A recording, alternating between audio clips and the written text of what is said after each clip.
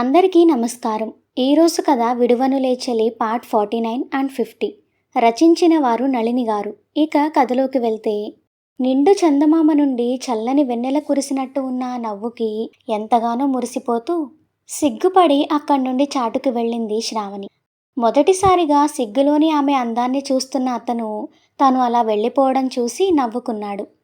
కొడుకు అరుపుకి బయటకు వచ్చిన భ్రమరాంబ, కూర్చోండి అల్లుడు గారు అని, ఒరే సతీష్ ఆ ఫ్యాన్ వేయి అంది హడావుడి పడుతూ.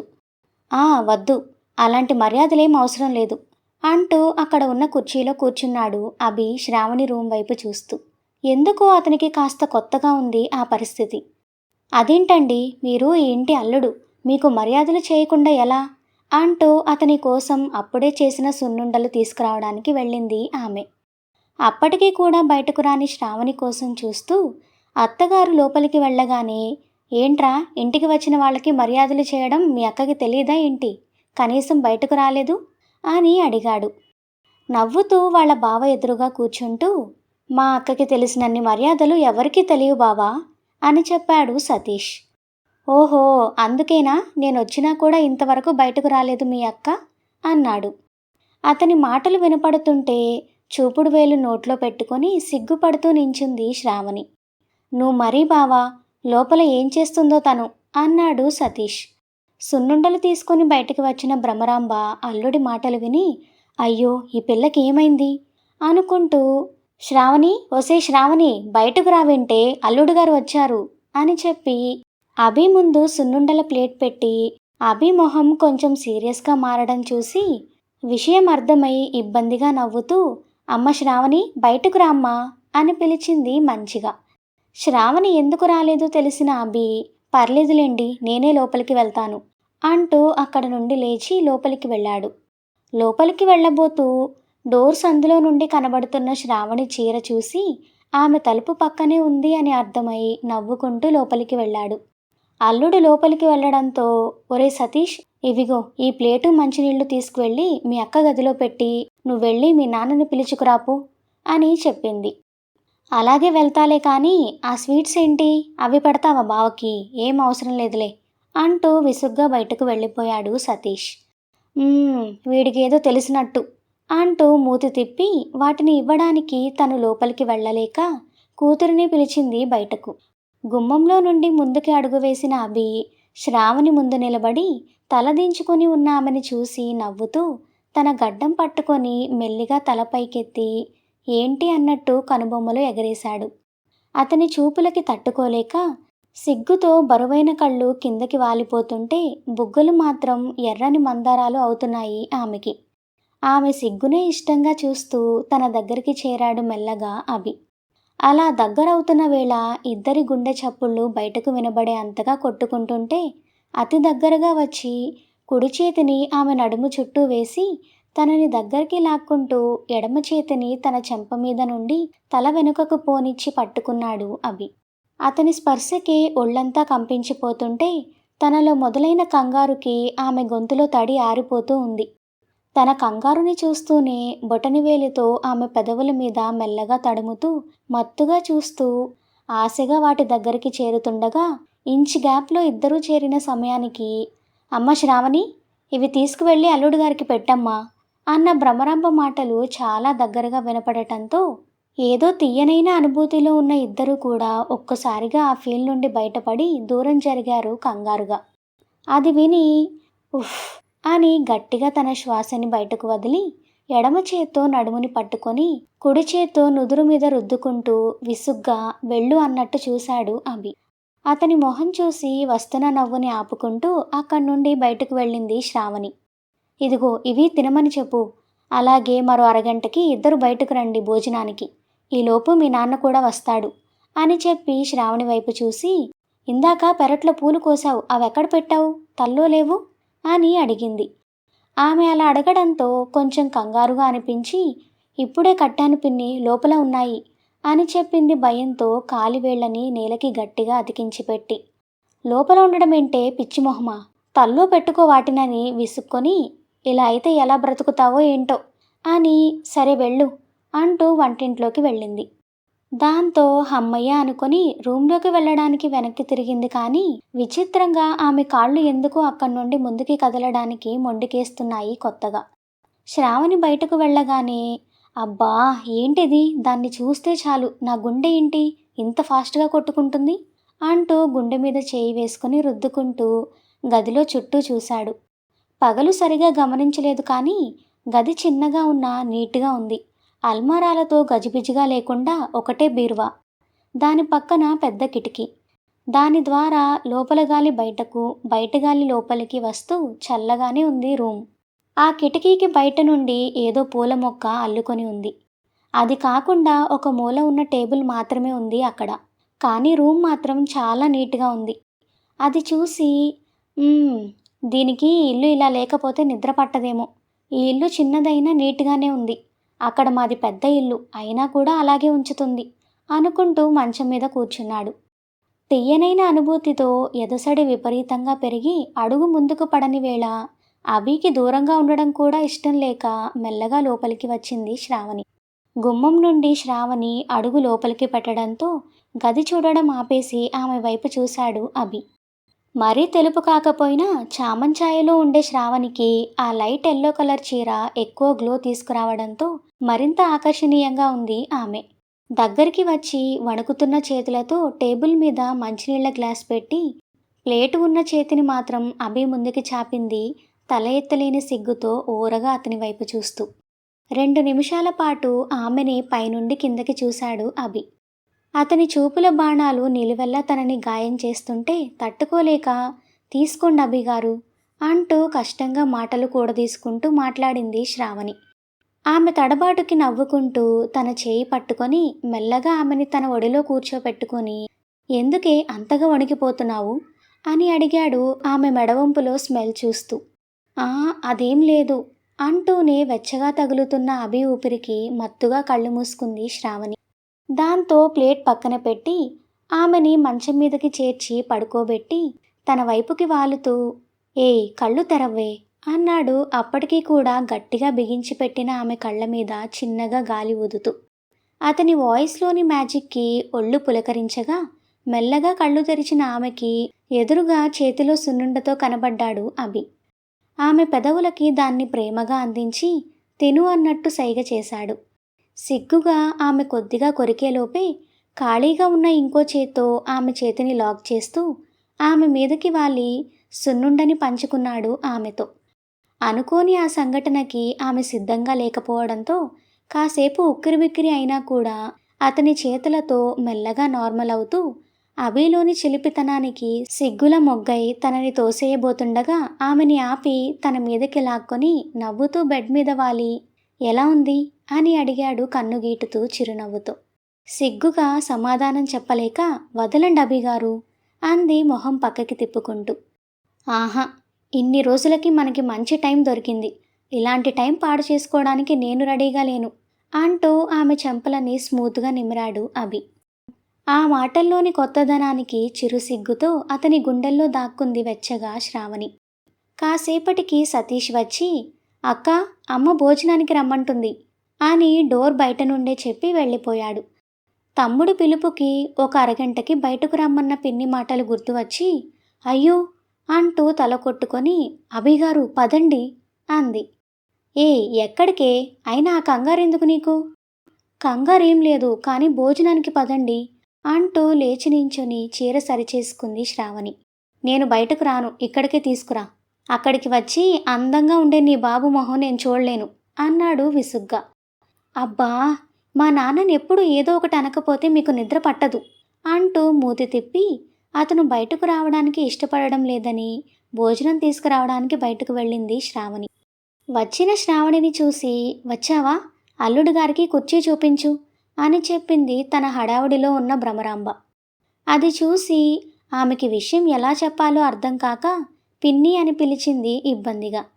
హా, ఏంటి చెప్పు. అవును, మీ ఆయన పీతలు తింటాడా? మీ నాన్న బయట వండించుకొని తెచ్చాడు అని చెప్తున్న ఆమెకి విషయం ఎలా చెప్పాలో అర్థం కాక మౌనంగా నిలబడింది శ్రావణి. ఎంతకీ అక్కడి నుండి కదలని ఆమెని చూసి, ఏంటే, ఏమైంది అని అడిగింది భ్రమరాంబ. దాంతో ఇబ్బందిగా ఆమెకి విషయం చెప్పగా, అయ్యో దేవుడా, అది చెప్పడానికా అంతగా ఆలోచిస్తున్నావు అంటూ ప్లేట్లో అన్నీ సర్దిపెట్టి ఇచ్చింది భ్రమరాంబ. అప్పటికి కానీ నార్మల్ అవ్వలేకపోయింది టెన్షన్ నుండి శ్రావణి. ఆ తరువాత నవ్వుతూ లోపలికి వెళ్ళిన ఆమె ఇందాక తను తిప్పిన మూతి తిప్పుడుకి అభి నుండి సహస్రం తిట్లు వాళ్ళ నాన్న గురించి విని చెవులు నొప్పి తెచ్చుకొని అప్పటికే తను కూడా తినడంతో ప్లేట్ తీసుకుని బయటకు వెళ్ళి అరగంట తరువాత వస్తుంది లోపలికి. అప్పటికే అభి వెల్లకిలా పడుకొని రూమ్ చల్లగా ఉండడంతో నిద్ర కూడా పోవడం చూసి నవ్వుకుంటూ తలుపులు వేసేసి అతని దగ్గరికి వచ్చింది. ఇందాక అంత అల్లరి చేసి ఇప్పుడు మాత్రం నిద్రలో చాలా నిశ్చలంగా నిర్మలంగా ఉన్న అభిని చూస్తూ పాపం అలసిపోయినట్టున్నారు అనుకుంటూ మెల్లగా అతని పక్కన ఒదిగింది శ్రావణి. ఆ మరుక్షణం ఆమెని అల్లుకుపోయాడు అభి. మార్నింగ్ మెలకు వచ్చిన అభి కళ్ళు తెరిచి చూడగా పక్కన శ్రావణి కనబడలేదు తనకి. ఏంటిది, ఇంత పొద్దునే ఎందుకు లేచింది అనుకుంటూ హ్యాంగ్ చేసి ఉన్న టీషర్ట్ వేసుకొని బయటకు వెళ్ళాడు చేత్తో హెయిర్ సరిచేసుకుంటూ అభి. అప్పటికే ఇంట్లో వాళ్ళు మొత్తం నిద్రలేచి స్నానం కూడా చేసి ఉండగా శ్రావణి కోసం వెతుకుతున్న అభిని చూసి, బాబు నీళ్లు పెడతాను స్నానం చేసిరా అని చెప్పింది భ్రమరాంబ. చిన్నగా తల ఊపి, శ్రావణి ఏది? తను పెరట్లో ఉంది బాబు, తులసమ్మ దగ్గర దీపం పెడుతుంది. మా అమ్మాయి అని కాదు కానీ దానికి దేవుడి మీద శ్రద్ధ ఎక్కువ అని చెప్పి ఒసే అని పిలవబోయి, శ్రావణి అల్లుడు గారు లేచారు, ఆయనకేం కావాలో చూడు అంటూ కేకలు వేసింది భ్రమరాంబ. వస్తున్నాను పిన్ని అంటూ దీపం పెట్టడం అయిపోవడంతో దండం పెట్టుకుంటూ చెప్తున్న ఆమె వాయిస్కి అటువైపు వెళ్ళాడు అభి. ఇంకా బాగా తెల్లవారక కొంచెం కొంచెం చీకటిగా ఉన్నా ఎదురుగా ఉన్న దీపపు కాంతిలో ఎల్లో కలర్ లంగాకి రెడ్ కలర్ ఓణి వేసుకొని తలకి టవల్ చుట్టుకొని నుదుటిన పాపెట్లో కుంకుమతో కళ్ళు మూసుకొని శ్రద్ధగా దండం పెట్టుకుంటున్న ఆమెని చూస్తూ పెరటి గుమ్మంలోనే ఆగిపోయాడు అభి.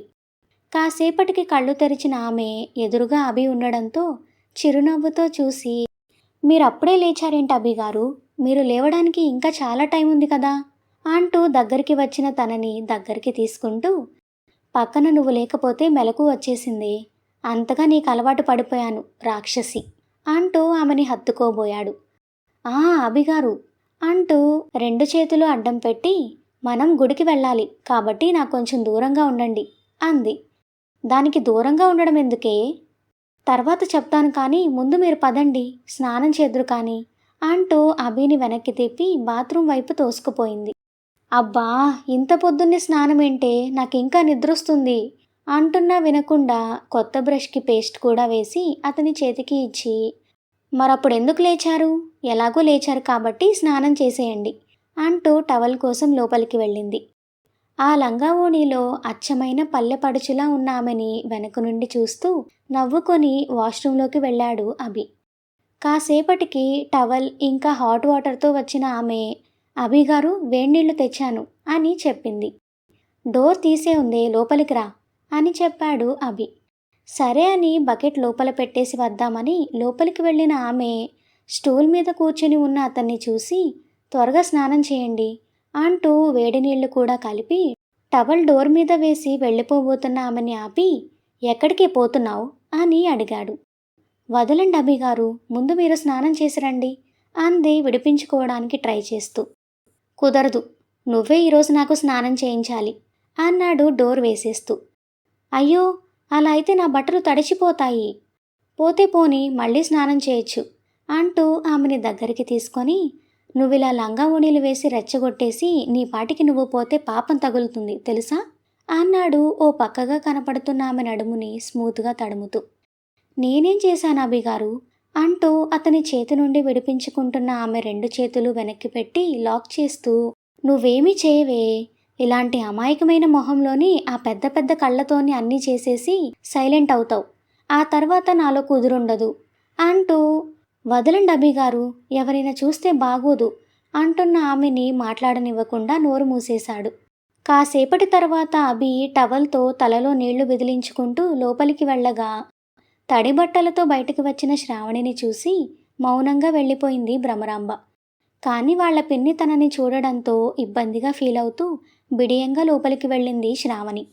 అప్పటికే తెల్లవారిపోగా అభి ముందుగా రెడీ అయి వాళ్ళ డాడీకి ఫోన్ చేయగా వాళ్ళు మేము కూడా గుడికి బయలుదేరామని చెప్పడంతో ఓకే అని కాల్ కట్ చేసి మళ్ళీ స్నానం చేసి వచ్చి చీరలో రెడీ అయిన శ్రావణిని చూసి "మ్మ్, మన ఇంటికి వెళ్ళిన తర్వాత నువ్వు ఇంట్లో తప్ప బయటకు వెళ్ళేటప్పుడు చీరలు కట్టావంటే చస్తావు నా చేతుల్లో" అని వార్నింగ్ ఇచ్చి బ్లౌజ్ వెనక థ్రెడ్స్ టై చేసుకోవడానికి చూస్తున్న ఆమె చేతులు తీసేసి తనే టై చేసి ముందుకు తిరిగిన ఆమె నుదుటికి ముద్దు పెట్టి "చాలా ముద్దుగా ఉన్నావు" అని చెప్పాడు నవ్వుతూ. ఆ మాటకి నవ్వుకుంటూ పక్కనే ఉన్న పూలు పెట్టుకుంటూ ఉండగా "అక్క, నాన్న బయలుదేరదాం అంటున్నాడు" అని బయట నుండి చెప్తున్న సతీష్ మాటలకి "ఉఫ్, వీడేంటే నిన్ను అసలు వదలడు" అన్నాడు అభి. ఇప్పుడు ఇంకా మీరున్నారని లోపలికి రావడం లేదు కానీ, లేదంటే ఇంట్లో ఉంటే నా వెనకే తిరుగుతాడు అభిగారు. నాకు ఎవరి ప్రేమైనా తెలుసు అంటే అది వాడిదే. మా నాన్నమ్మ చనిపోయిన తర్వాత వాడే నన్ను ప్రేమగా చూసుకున్నాడు" అని చెప్తున్న ఆమె మాటల్లో వాళ్ళిద్దరి మధ్య ఎంత గట్టి బాండింగ్ ఉందో అర్థమైంది అభికి. దాంతో నవ్వి "సరే పద" అంటూ ఆమెను తీసుకొని అందరితో కలిసి గుడికి బయలుదేరాడు అభి. కూతురు అల్లుడు కోసం చూస్తున్న జనార్దన్ బయటకు వస్తున్న వాళ్ళని చూసి "సతీష్, నువ్వు మన బైక్ మీద స్నేహాన్ని తీసుకొని అక్క వాళ్ళతో పాటు రా, నేను మీ అమ్మ నడిచి వస్తాం" అని చెప్పాడు కొడుకుకి. "అలాగే నాన్న" అంటున్న కొడుకుని చూసి "స్నేహ మాతో వస్తుందిలేరా" అంటూ కూతురు చేయి పట్టుకుంది భ్రమరాంబ. ఆమె పట్టుకున్న విధానంలోనే తల్లి కోపం తెలుస్తుంటే అసలు విషయం తెలియని స్నేహ అసలు ఎందుకు మా అమ్మకి నేనంటే ఇంత కోపం వచ్చింది, జరిగిన దానిలో నా తప్పేం లేదు కదా అనుకుంది బాధగా. కానీ శ్రావణి పెళ్లి విషయంలో తను చేసిన దాని గురించి తెలిసి ఆమెని నమ్మడానికి తల్లిగా తను భయపడుతుంది అని ఏమాత్రం ఐడియా లేదు స్నేహకి. "అమ్మా వద్దులే, నేనెలాగూ ఒక్కడే వస్తున్నాను కదా, నేను తీసుకువస్తానులే తనని, మీరు వెళ్ళండి" అని చెప్పాడు సతీష్. అంతకంటే ఏం మాట్లాడలేక "కానీ జాగ్రత్త, దాన్నొక్కదాన్ని వదలకు" అంటూ కూతురి వైపు చురుగ్గా చూసి భర్తతో కలిసి వెళ్ళిపోయింది భ్రమరాంబ. అభి వాళ్ళు బయటకు రావడం చూసి 2 బైకులు బయటకు తీశాడు సతీష్. బామ్మర్దిని చూసి నవ్వుతూ ముందుగా అభి బైక్ మీద కూర్చోగా వెనక కూర్చుంటున్న శ్రావణిని చూసి "ఆ రోజు నేను ముందు కూర్చోనా అభిగారు" అని అడిగిన మాట గుర్తు వచ్చి నవ్వుకుంటూ తన వైపు చూశాడు. ఎందుకు నవ్వుతున్నాడో అర్థం కాక ఏంటి అన్నట్టు చూస్తున్న ఆమెని చూసి "ఏం లేదు, వెళ్దామా" అని అడిగాడు. అంటూ సరిగా సర్దుకొని కూర్చుంటూ తమ్ముడు చెల్లి వైపు చూసింది శ్రావణి. వాళ్ళు కూడా బైక్ మీద కూర్చోగా స్టార్ట్ అయిన బైక్స్ 2 నేరుగా కొండ కింద ఆగడంతో బైక్ పార్క్ చేసి నలుగురు పైకి మెట్లు ఎక్కడం మొదలుపెట్టారు. అప్పుడే గమనిస్తాడు అభి స్నేహని మొదటిసారిగా. శ్రావణి అంత కాకపోయినా ఆమె కూడా బాగానే ఉన్నా పొగరు మాత్రం మొహంలో కనిపిస్తుంది. కానీ ఆ మొహం ఇప్పుడు చాలా దిగులుగా ఉంది అని అర్థం అవ్వడంతో ఆ దిగులుకి కారణం అర్థమైంది తనకి. బట్ అంతకంటే ఆ విషయంలో కల్పించుకోవడం వల్ల ఆమె ఇబ్బంది పడడం తప్ప ప్రయోజనం ఉండదు అని తెలిసి మౌనంగా శ్రావణి చేయి పట్టుకొని ముందుకు నడిచాడు నవ్వుతూ. పెళ్ళైన తరువాత మొదటిసారి భర్తతో కలిసి తమ ఊరిలోని తనకి ఎంతో ఇష్టమైన గుడికి వెళ్తున్నందుకు చాలా సంతోషంగా ఉంది శ్రావణి. ఆ సంతోషం ఎలా తెలియజేయాలో కూడా తెలియని పిచ్చితనంలో కన్నీళ్లు బయటకు వస్తుండగా అతనితో కలిసి గర్వంగా ముందుకి కదిలింది ఆమె. "రేయ్, ఏంట్రా ఇన్ని మెట్లున్నాయి, మీ అక్క సగంలోనే పడిపోతుందేమో" అన్నాడు అభి. "హహహ, అదేం లేదు బావా, మా అక్కకి అలవాటే" అన్నాడు వాళ్లతో పాటే నడుస్తున్న సతీష్. "ఓ, అయితే ప్రాబ్లం లేదు. అయినా మన ఊర్లో ఈ గుడులన్నీ ఇలా కొండల మీదే ఎందుకుంటాయిరా" అంటూ బామ్మర్దితో మాట్లాడుతూ ఉండగా ఇంతలో శ్రావణి చేయి పట్టుకొని ఆపేసింది ఇంకో చెయ్యి. దాంతో శ్రావణి ఆగగా తను ఆగడంతో తనతో పాటు మిగిలిన వాళ్ళు కూడా ఆగి అటువైపు చూశారు. తెల్లారి 7 గంటలకి ఊర్లోకి ప్రవేశించింది సంజన కార్. ఊరు పేరు తెలిసి ఉండడంతో గూగుల్ మ్యాప్స్ హెల్ప్తో ఎలాగోలా ఊరికైతే చేరింది. కానీ అక్కడ నుండి అభి వాళ్ళింటికి ఎలా వెళ్లాలో తెలియక ఎవరినైనా అడుగుదామంటే పండుగ మొదటి రోజు వల్ల అందరూ దాదాపుగా గుడి దగ్గరే ఉండడంతో తనకి ఎవరూ కనపడకపోవడంతో అలాగే కార్ డ్రైవ్ చేస్తూ ముందుకి వస్తూ ఉండగా ఒక పెద్దాయన టీవీఎస్ మీద వస్తూ ఉండడం కనపడి కార్ స్లో చేసి విండో కిందకి దించి ఆయన్ని ఆగమని చేయి చూపించింది సంజన. దాంతో ఆమె దగ్గరికి వచ్చిన తన టీవీఎస్ని బ్రేక్ వేసి ఆపిన ఆయన "ఏంటమ్మా" అని అడిగాడు. చూడండి, అభి వాళ్ళ ఇల్లు ఎక్కడో కాస్త చెప్తారా అని అడిగింది కాస్త మర్యాదగా. అభినా? అలాంటి పేరున్న వాళ్ళు ఎవరూ ఇక్కడ లేరమ్మా అన్నాడు ఆయన నిజంగానే తనకి తెలియకపోవడంతో. వాళ్ళిక్కడ వాళ్ళు కాదండి, బెంగళూరులో ఉంటారు. వాళ్ళ నాన్నగారి పేరు శరత్చంద్ర గారు అని చెప్పింది. అప్పటికి విషయం అర్థమైన ఆయన, ఓహో, నువ్వు నువ్వు అడుగుతుంది మా శంకరం వాళ్ళ అన్నయ్య శరత్ వాళ్ళ గురించా? వాళ్ళ ఇల్లైతే ఇలా నేరుగా వెళ్ళి ఎడమ చేతి వైపు తిరిగి ఆ తర్వాత మళ్ళీ నేరుగా 3 కిలోమీటర్లు వెళ్ళిన తర్వాత కుడివైపుకి తిరిగితే అక్కడ కనిపించే పాత డాబా అయిన పెద్ద డాబానే వాళ్ళది అని చెప్పాడు. చాలా క్లియర్గా ఆయన అడ్రస్ చెప్పడంతో చిరునవ్వుతో థ్యాంక్ యూ అని మళ్ళీ విండో క్లోజ్ చేసుకొని కారు ముందుకి పోనిచ్చింది. వచ్చేస్తున్నాను అభి. నీకోసమే కొన్ని 100 కిలోమీటర్లు దాటి పరుగు పరుగున వచ్చాను. ఇక ఏదేమైనా సరే నీతో పాటే నేను అనుకుంటూ హ్యాపీగా ఆయన చెప్పిన దారిలో వెళ్ళి అభి వాళ్ళ ఇంటి ముందు ఆపింది కార్ని సంజన.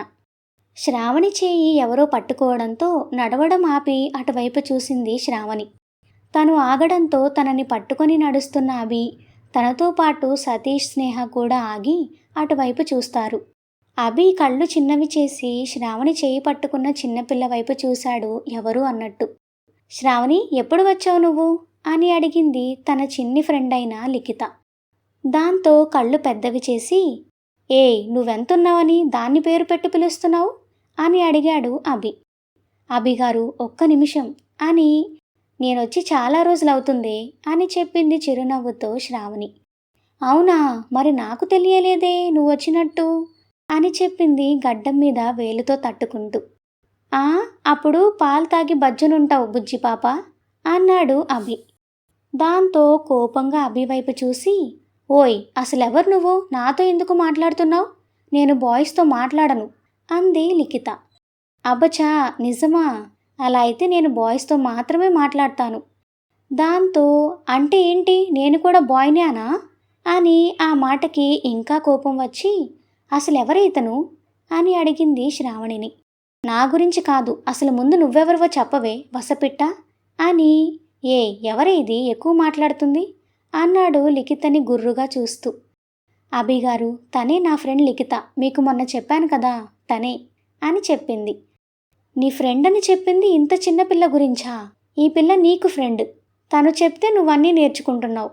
అయ్యో అంటూ తల కొట్టుకున్నాడు అభి. అయ్యో, ఏమైంది అభిగారు అంటూ కంగారుగా అడిగింది శ్రావణి. ఏం లేదమ్మా, నీ గురించి తెలుసుకుంటుంటే నాకు ఉన్న బ్రెయిన్ కూడా పోయేలా ఉంది.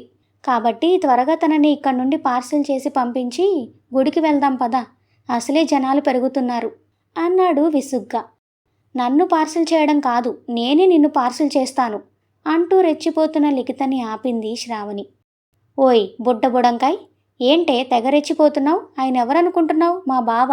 నువ్వు కొంచెం నోరు మూసుకొని తగ్గి మాట్లాడు అన్న సతీష్ మాటకి శ్రావణి చాటుకు వెళ్ళి భయంగా తొంగి చూస్తూ, ఓసే శ్రావణి, నేను వెళ్ళిపోతున్నానే.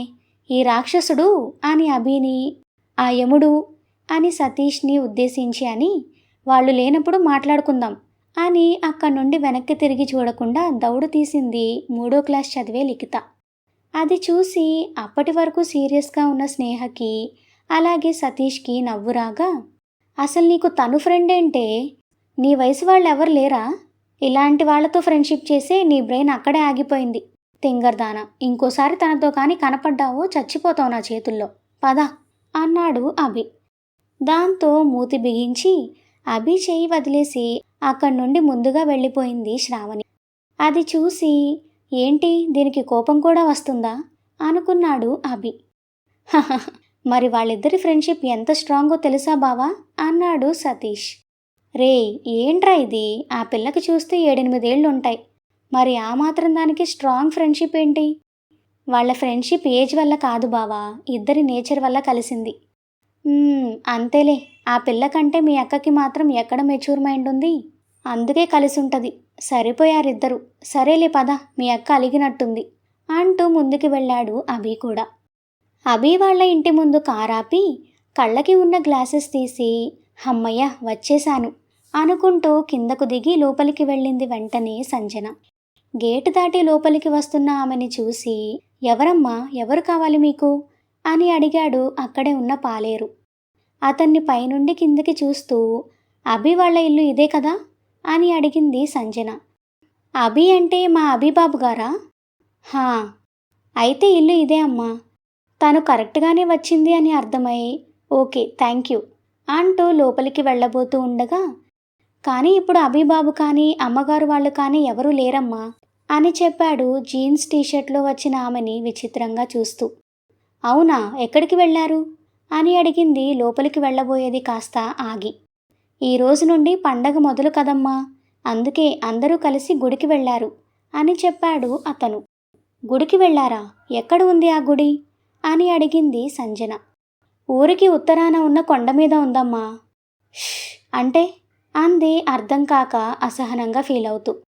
అది అంటూ అతను ఏదో చెప్పబోతున్న అతన్ని ఆపి, నువ్వు అడ్రస్ చెప్పే కంటే నాతో పాటు వస్తే త్వరగా నాకు తెలుస్తుంది కదా, కాబట్టి వచ్చి చూపించు, నేను అర్జెంటుగా అభిని కలవాలి అని చెప్పింది. ఆమె ఏదో తొందరలో ఉంది అని అర్థమయ్యి, ఏదైనా అర్జెంటు విషయమేమో అని సరే అమ్మా అని సంజనతో పాటు బయటకు నడిచాడు సదరు పాలేరు. స్టోరీ ఇంకా కొనసాగుతుంది. నెక్స్ట్ పార్ట్ కోసం మా ఛానల్ను సబ్స్క్రైబ్ చేసుకోండి. అలాగే స్టోరీ మీకు నచ్చినట్లయితే వీడియోని తప్పకుండా లైక్ చేసి కామెంట్ చేయండి. Thank you for listening.